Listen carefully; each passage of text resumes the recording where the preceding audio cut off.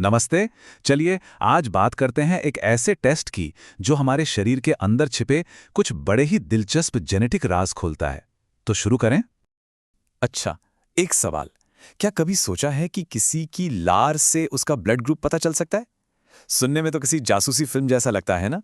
पर आपको जानकर हैरानी होगी कि दुनिया के लगभग 80% आबादी के लिए इसका जवाब है हाँ। इन लोगों को सिक्रीटर्स कहते हैं और आज की हमारी ये पूरी पड़ताल इन्हीं के बारे में है। तो भाई आखिर लार में ऐसा क्या खास होता है जो इतने बड़े-बड़े राज खोल सकता है? चलिए इसी रहस्य से पर्दा उठाते हैं। देखिए, ये जो सिक्रीटर स्टेटस है ना, ये एक जेनेटिक गुण है। मतलब ये हमारे जीन्स में ही लिखा होता है और इसी से ये तय होता है कि हमारे ब्लड ग्रुप की पहचान करने वाले मॉलिक्यूल्स, जिन्हें हम एंटीजन कहते हैं, वो सिर्फ खून में ही मिलेंगे या फिर लार और आंसू जैसे दूसरे बॉडी फ्लूइड्स में भी मौजूद होंगे। तो अब जरा इसके पीछे के साइंस को समझते हैं। आखिर ये सब कंट्रोल कैसे होता है? कौन सा जीन है जो ये फैसला करता है?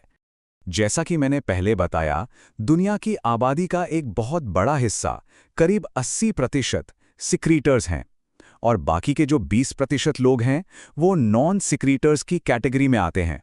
इस पूरे खेल के पीछे एक जीन है जिसका नाम है फ्यूट2। आप इसे एक स्विच की तरह समझ सकते हैं। सिक्रीटर्स में ये जीन ऑन मोड में होता है और उनकी लार में एच एंटीजन बनाता है। दूसरी तरफ नॉन सिक्रीटर्स में ये जीन ऑफ मोड में होता है, इनएक्टिव होता है, इसलिए उनकी लार में ये एंटीजन नहीं बनता। सीधा सा हिसाब है। ये जो फट2 जीन है ना, ये खास एंजाइम बनाता है, अल्फा 1/2 फ्यूकोसिल ट्रांसफरेज। हाँ, नाम थोड़ा मुश्किल है, पर इसका काम बिल्कुल एक मॉलिक्यूलर स्विच जैसा है। यही वो स्विच है जो ब्लड ग्रुप एंटीजेंस को लार में भेजने का सिग्नल ऑन करता है। तो सवाल ये है कि वैज्ञानिक लैब में ये पता कैसे लगाते हैं कि कोई सिक्रीटर है या नहीं? इसका जवाब एक बड़े ही अनोखे टेस्ट में छिपा है, जिसे कहते हैं इनहिबिशन टेस्ट। इस टेस्ट का तरीका बड़ा ही स्मार्ट है। इसमें एक एंटीबॉडी का इस्तेमाल होता है। अब होता यह है कि अगर लार में वो ब्लड ग्रुप एंटीजन मौजूद है, तो वो एक चारे की तरह काम करता है। वो एंटीबॉडी को अपने साथ बिजी कर लेता है और उसे आगे कोई रिएक्शन करने से रोक देता है, यानी इनहिबिट कर देता है। अच्छा, टेस्ट से पहले सैंपल को बड़े ध्यान से तैयार किया जाता है।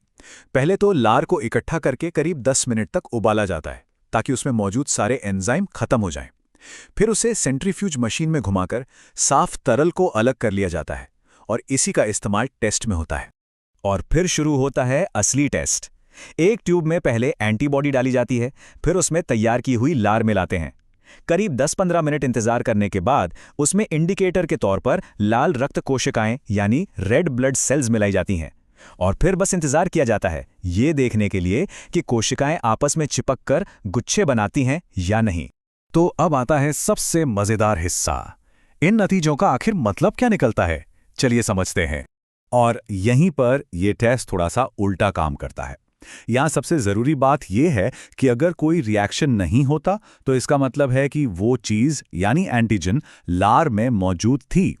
इसको आसान भाषा में समझते हैं।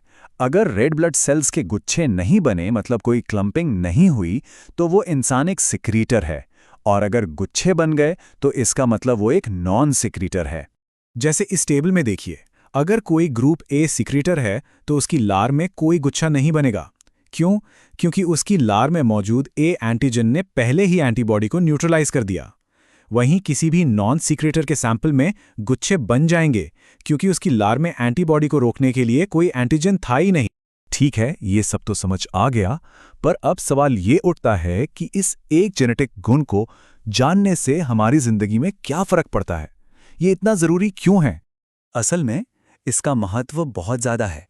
फोरेंसिक साइंस में क्राइम सीन पर मिले सबूतों की जांच से लेकर ऑर्गन ट्रांसप्लांट के वक्त इन्फेक्शन के खतरे का अंदाजा लगाने तक, यहां तक कि कुछ बीमारियों का शरीर से क्या कनेक्शन है, ये समझने में भी ये टेस्ट बहुत काम आता है।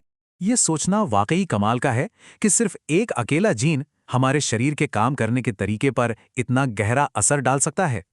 रिसर्च में यह भी पता चला है कि जो लोग नॉन सीक्रेटर्स होते हैं, उनमें यूरिनरी ट्रैक्ट इन्फेक्शन यानी यूटीआई, पेट में इन्फेक्शन करने वाले एच पाइलोरी बैक्टीरिया और कुछ ऑटो इम्यून बीमारियों का खतरा दूसरों के मुकाबले थोड़ा ज्यादा होता है।